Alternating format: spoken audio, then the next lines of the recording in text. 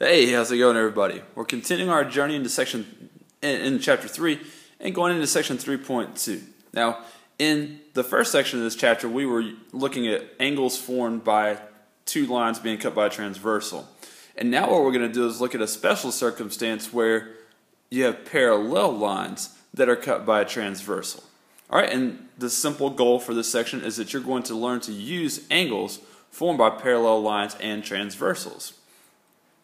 Okay, now I want to demonstrate what's special about when two lines are cut by a transversal are parallel to one another. And to do that, I want you to look at this drawing right here, where I've got two lines, the red ones right here and right here, that are being cut by a transversal. And in particular, what I want to do is I want to look at the corresponding angles that are formed by those two lines in that transversal. Now you see these two angles right here. I don't know if you can read that, but this angle measure right now is about 117 degrees. This one's about 133 degrees. And so you see that there's really nothing special about those corresponding angles with the way these two lines are in relation to one another right now. Okay. But what I'm going to do is I'm going to change it so that these two lines are parallel to one another. And as I make it so that these two lines are parallel, I want you to pay attention to these two angle measures right there. Alright, now one more thing just to get a concept in your head that we're going to need later in this chapter when we start graphing parallel and perpendicular lines.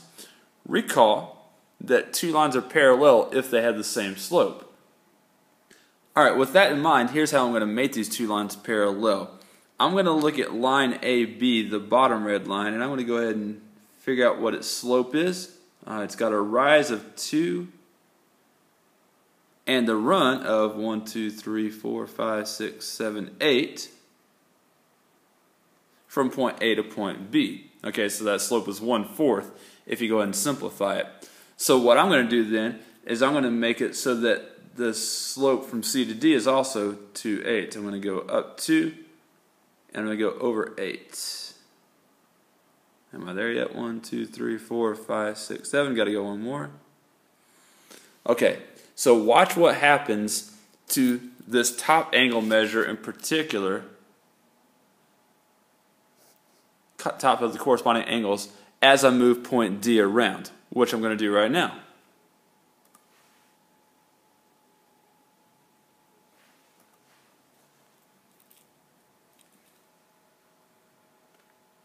I thought it was. Hold on a sec. Alright, here we go. Okay, so you see that the slopes of the two lines are equal, and so those two lines cut by the transversal are parallel. And as soon as I made those two lines parallel to one another, suddenly the corresponding angles that they form with that transversal are both 133.09 degrees. And so what I've demonstrated to you is a simple postulate, the first that we're going to learn in this chapter 3.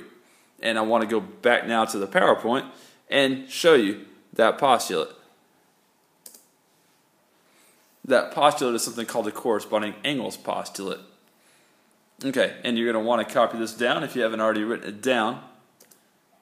Turns out that if you have two parallel lines cut by a transversal, then the corresponding angles formed are congruent to one another. You just saw that demonstrated on that GeoGebra file from a moment ago. Now, let me kind of state that in terms of the picture right here.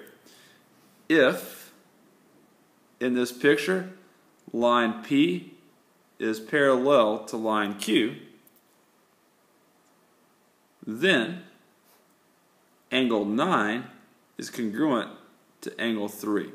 Alright, those are corresponding angles, right? Because they're both the bottom left angles at their intersections. There we go. Congruent because those two lines that form them are parallel to one another. Make sense? Pretty simple fact. Alright, so another postulate to hold in your repertoire of postulates. Now I want to use that really quickly to talk about other angle pairs formed by two lines in a transversal when the lines are parallel. Alright, so I got alternate interior angles, alternate exterior angles, consecutive interior angles to discuss.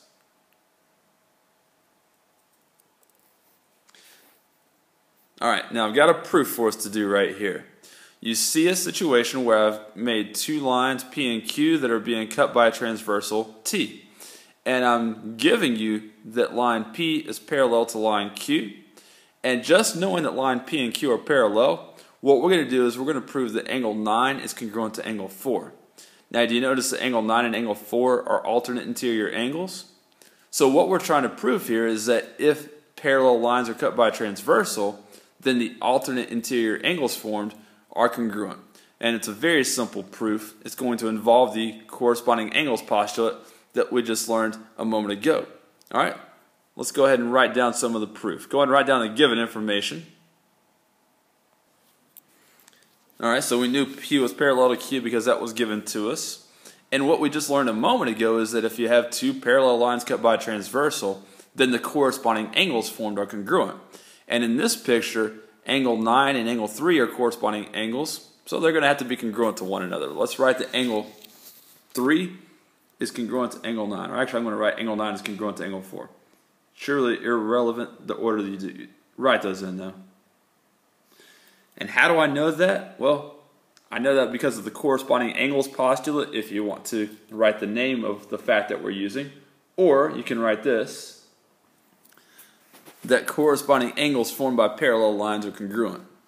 Now, why would you write that instead of corresponding angles postulate? Well, here in a minute, you're going to learn one postulate and 3 theorems, and it's going to be tough to remember which is a postulate and which is a theorem. And so it's easier just to write out the fact that corresponding angles formed by parallel lines are congruent to one another. Okay, well, what does that have to do? Oh, you know, I wrote the wrong thing in there, didn't I? Angle 9 is congruent to angle 3 because of the corresponding angles postulate. Well, what does that have to do with angle 4? Well, if you look at the picture, you're going to notice that we wanted to connect angle 9 with angle 3 because angle 3 has a connection that we know with angle 4. They're vertical angles with one another. So we're now going to be able to say that angle 3 is congruent to angle 4. All right, because vertical angles are congruent. And then all we have to do to prove that those alternate interior angles, 9 and 4, are congruent is simply use the transitive property. Since angle 9 is congruent to angle 3, which is congruent to angle 4, that means that angle 9 is congruent to angle 4 by the transitive property of congruence.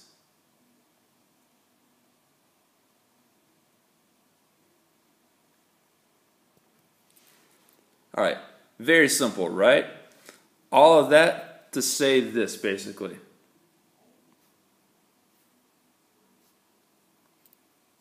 All right, so that fact that I was referring to is that if parallel lines are cut by a transversal, then the alternate interior angles formed are congruent to one another.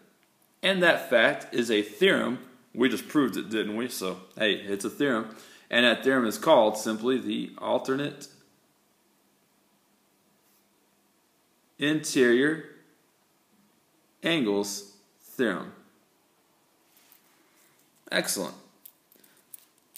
So the alternate interior angles and corresponding angles formed by parallel lines in a transversal are congruent to one another. I want to take a look next at consecutive interior angles. All right?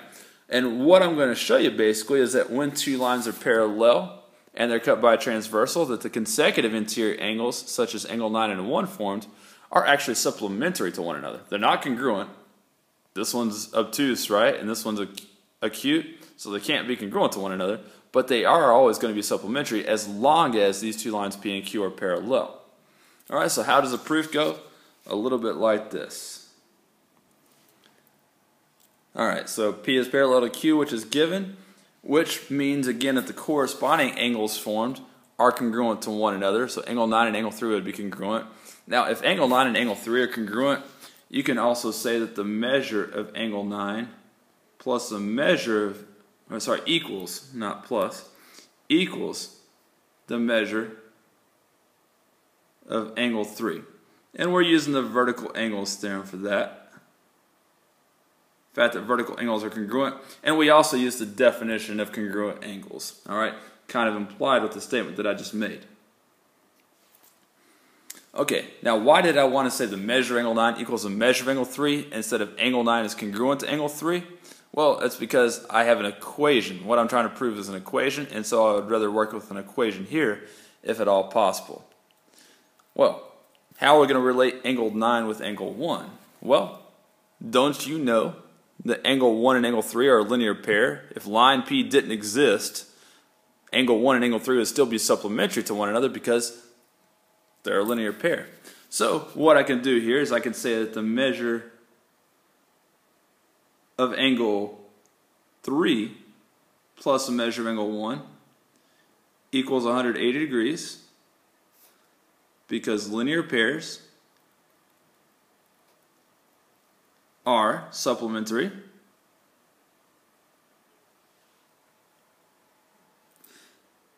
And then we can just use a little bit of substitution to prove what we're trying to prove. We can now replace the measure of angle 3 in this last equation right here with the measure of angle 9, which it's equivalent to. And then finally you get the measure of angle 9 plus the measure of angle 1 is equal to 180 degrees. Alright, and we use the substitution property for that last little bit.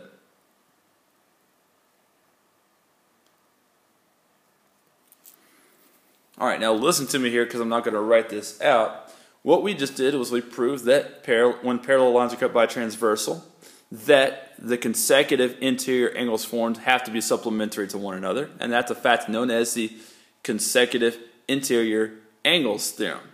Alright, so look in your book for the consecutive interior angles theorem, or on the preview sheet, the notes that I'm going to give to you for this particular chapter.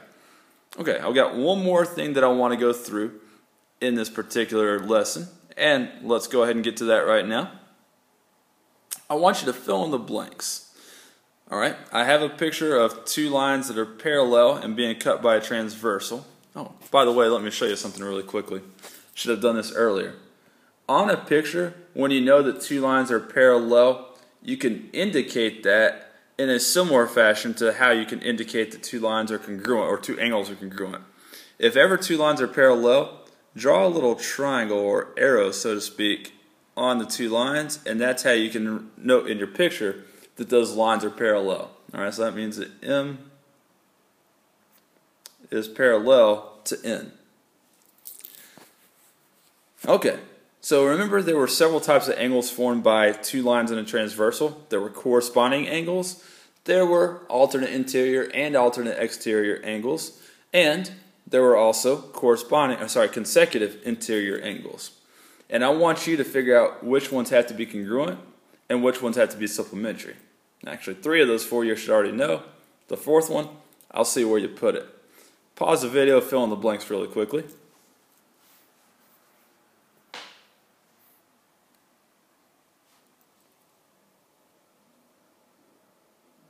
Alright, we said if parallel lines are cut by a transversal, then the corresponding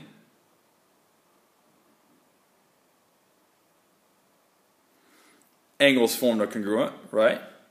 We also said that if parallel lines are cut by a transversal, that the alternate interior angles are congruent to one another.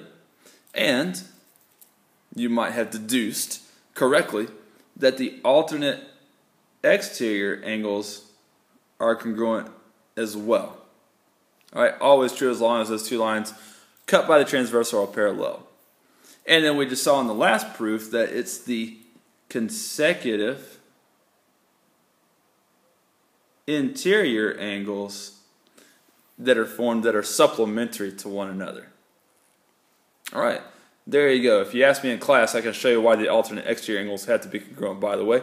Very simple proof. You could probably make it on your own. That's what you need to know about when parallel lines are cut by a transversal. And the majority of the rest of this chapter is based on what we just learned about parallel lines being cut by transversals. Super important stuff. Excellent. See you in class.